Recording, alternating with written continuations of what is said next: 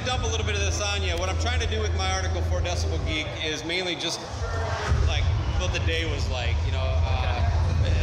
So what was it like for you? How did it start today? When did you get here?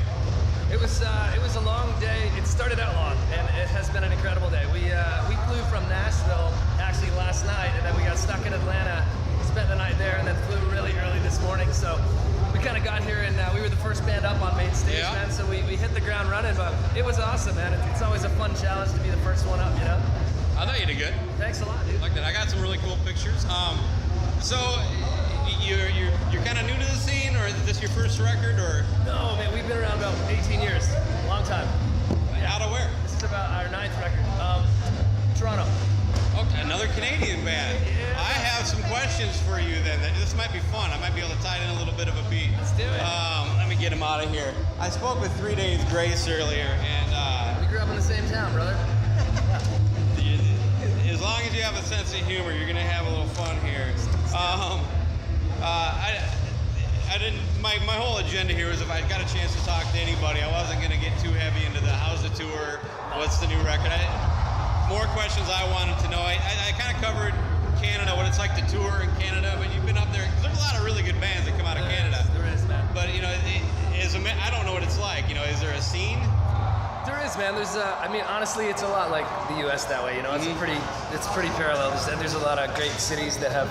I mean, there's less population in Canada, but we have there's about 5-6 major cities that have really great music scenes, man.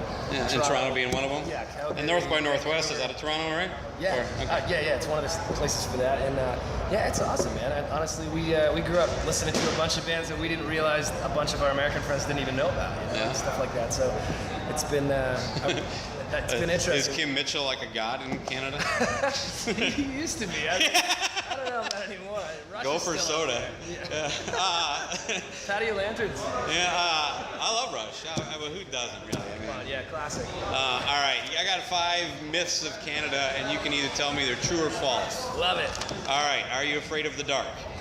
No. If I was to bump into you from behind, would you apologize to me and then give me a donut? I would apologize to you. I don't have any donuts. Or I might do that. All right, this next question will only happen if when you're at home. Do you stop in at Tim Hortons at least 4 times a week? I used to. I used to. A little less often these days. Okay. Yes, it is true. Where else are you going to strap a feet on?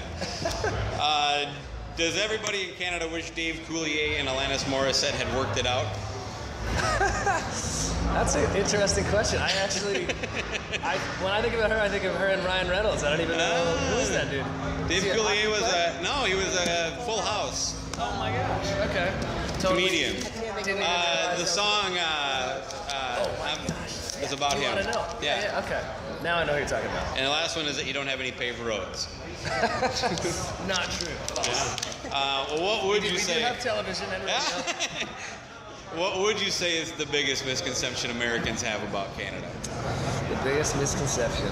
Dude, we get some hilarious questions. I think just the size of the country. Yeah? Because we have friends and, a bunch of great American bands that'll come to Canada to play, and we'll be on tour, and they'll call and be like, bro, you gotta come to our show tonight. We're playing in Vancouver. And we're like, dude, you're like 3 days away from driving. It's very large. So it's definitely a little trickier to tour Canada than the U.S. because of the actual major cities that you can tour are so far apart, man. Right. So you can tour Canada for about a good 2 weeks.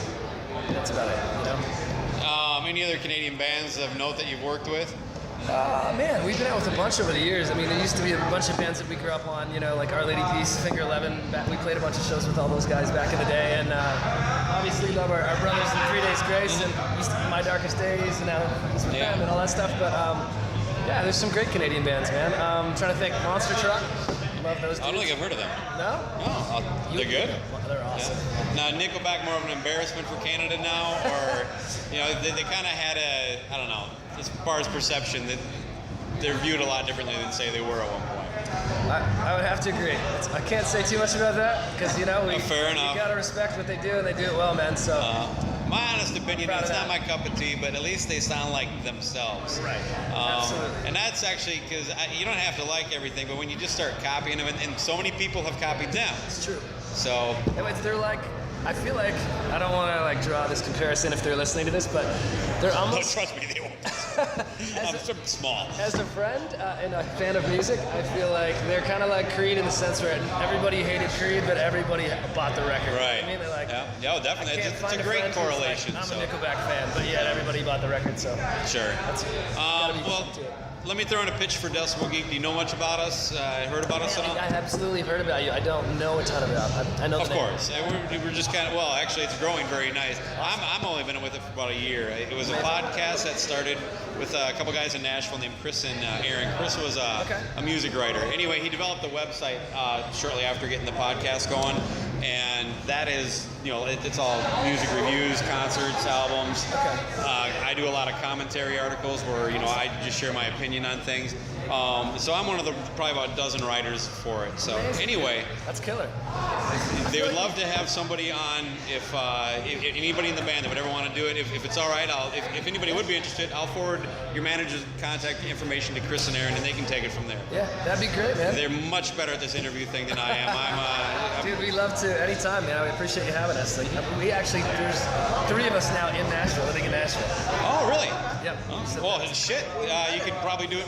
They do a ton of them in person because there's so many in Nashville. Dude, we can come do some live acoustic, whatever.